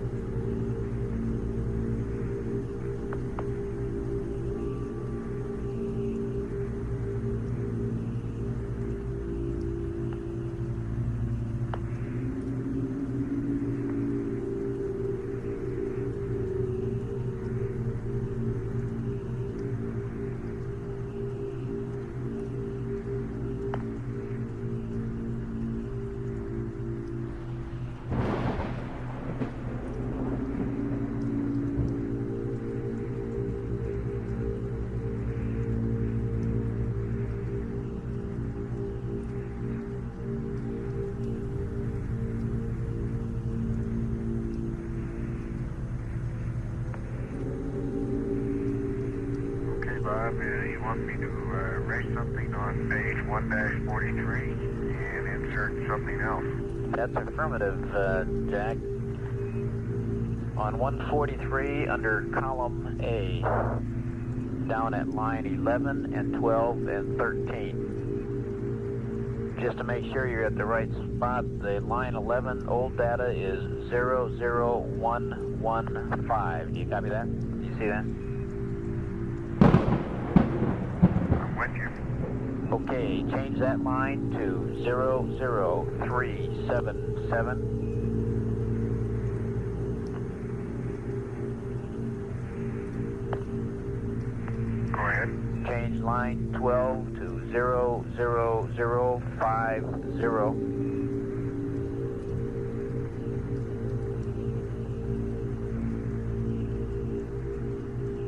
Go ahead. And line 13, 00523. Over.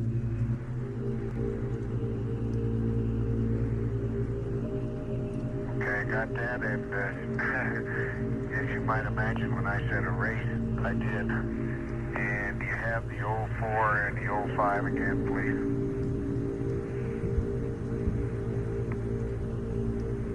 That is, if they're pertinent. Stand by, Jack. I'm lost myself here a second. Hey, you gave me an update on 30704 and 31005, and I just erased it. Okay, the 04 under column B is 34761. And the 05 line under column B is 15403. Over.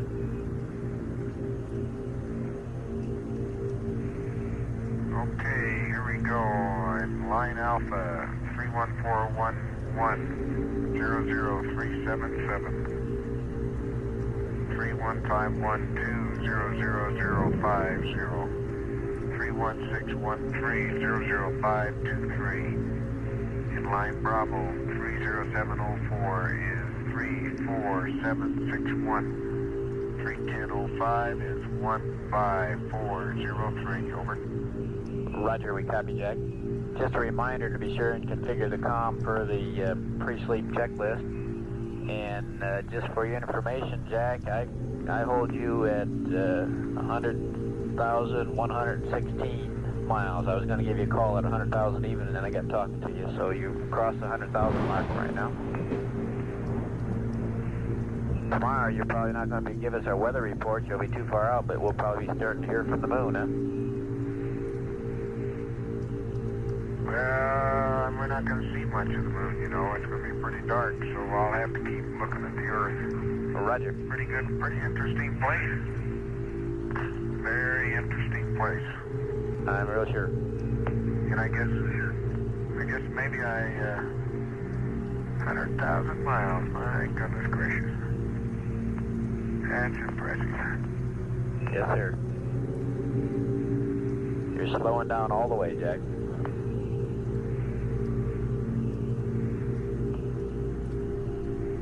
Well, sure downhill all the way back, isn't it? That's for sure.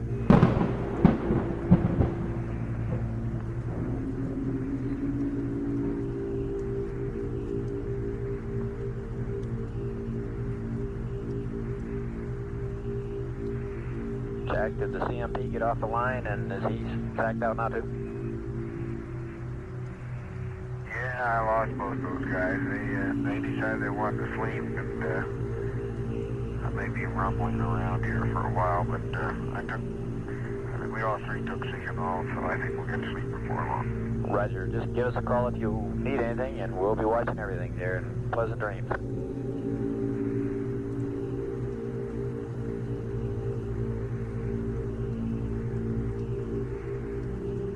Now, you don't really mean that, do you? Well, I can't come up and tuck you in, so hope you have a good sleep. You need lots of rest up there, gang.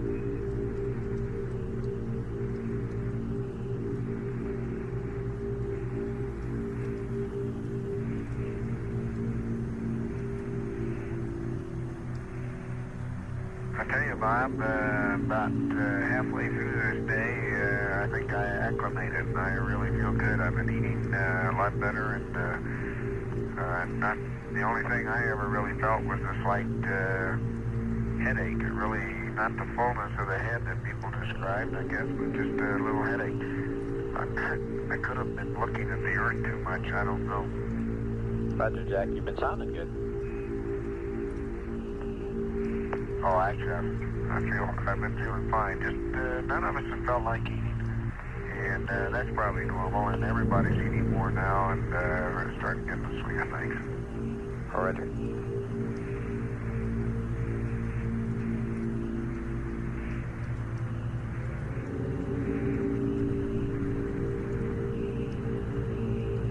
Jack, just a reminder on that comm for the pre-sleep checklist. It's important to us because we can get high bit rate data more.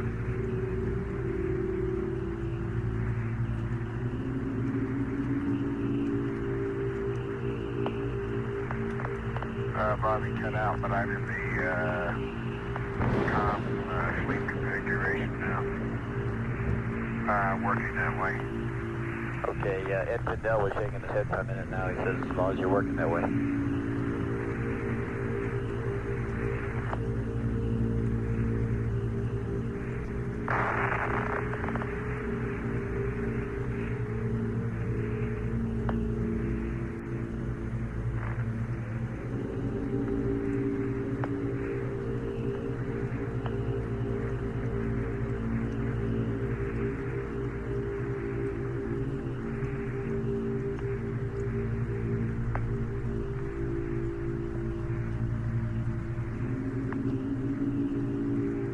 Bob, you're still cut out.